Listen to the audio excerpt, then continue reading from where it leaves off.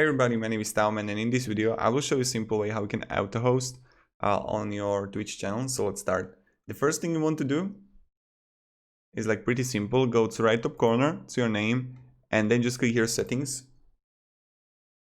And when you have it, you want to go to channel and videos, and right here you're gonna see like preferences and channel, and you want to scroll down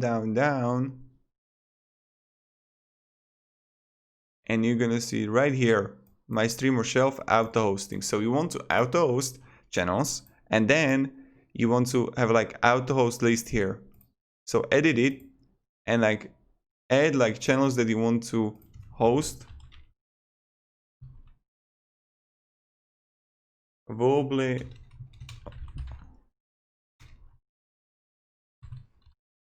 easy, and you just add him like this, and these channels in this order would get hosted. So if this guy wouldn't be online, then this guy wouldn't get hosted. If this guy wouldn't be online, this guy would get hosted.